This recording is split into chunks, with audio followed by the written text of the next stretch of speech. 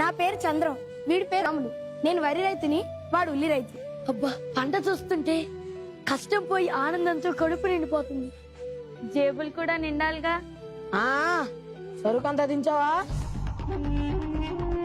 లోపల పెట్టించు. ఏంటి పాత బాకీ కట్టను అంటున్నాడా? ఒక్క మస్తా కూడా లోపలికి దిగేది లేదని చెప్పు.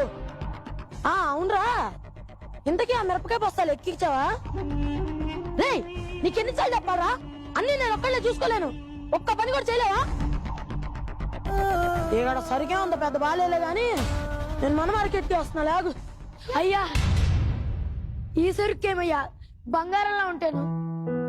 చూడు బాబాయ్, మన బంగారం బాగుందని మనం అనుకుంటే సరిపోదు, అది చెప్పాల్సింది కంసాలి.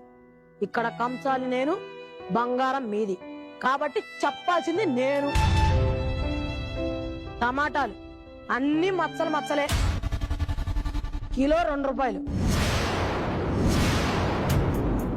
పత్తి చెత్త, ఒడ్లు చూస్తేనే తెలిసిపోతుంది నాణ్యత లేవని. ఉల్లి పర్లేదు అబ్బాయి, కిలో 5 రూపాయలు వస్తాయి.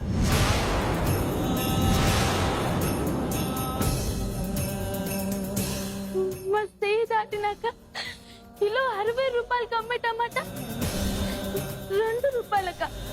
మా స్టేజ్ దాటాక 100 పలికే ఉల్లి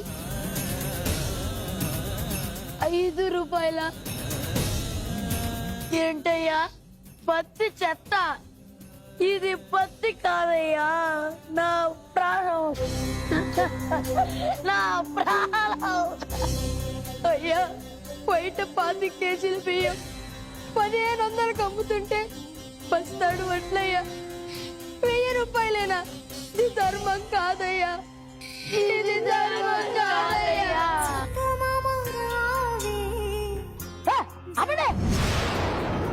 అయినా బాగోని తీసుకొని నేనేం చేయాలి? వినియోగదారుల దగ్గరికి వెళ్ళి ఎవరికైనా బాగుండాలిగా. అయినా పోయిన ఏడాదికి ఈ ఏడాదికి రేట్లు ఎంత పెంచా? అది కనపడట్లేదా?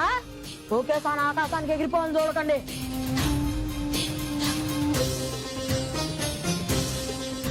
ఇది అన్యాయం అయ్యా, ఇంకొకసారి చూసి రేట్ వేయండి, మీకు దండం పెడతా.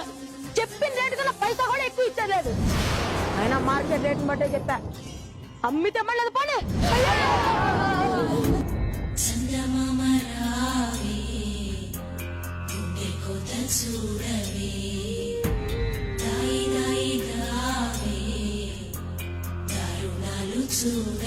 గిట్టుబాటు ధర కల్పించండి అయ్యా, గిట్టుబాటు ధర కల్పించండి అయ్యా.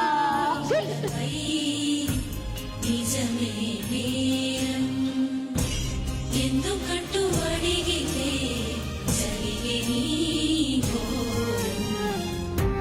చందమామ రావే, గుండె కొత్త చూడవే, దాయి దాయి దావే, దారుణాలు చూడవే.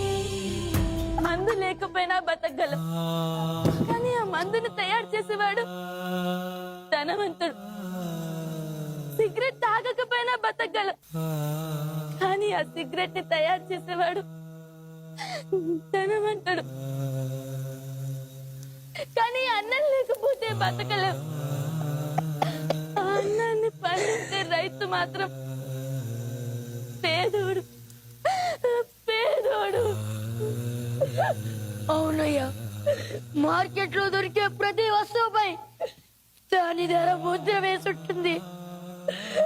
కానీ రేయనగా కష్టపడి శ్రమ టొచ్చి పండించిన పంటకు గిట్టుబాటు ధర అడిగే హక్కు మాత్రం మనలాంటి రైతులకు లేదు.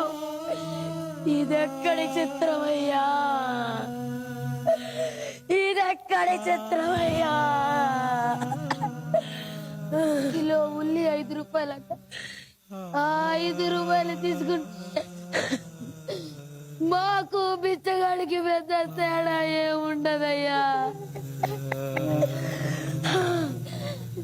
తిప్పలు పడి అప్పులు చేసి పంటను పండిస్తే దానికి గిట్టుబాటు ధర రాక ఇలా తలంచుకునే కంటే ఈ వ్యవసాయాన్ని వదిలేస్తేనే మంచిది.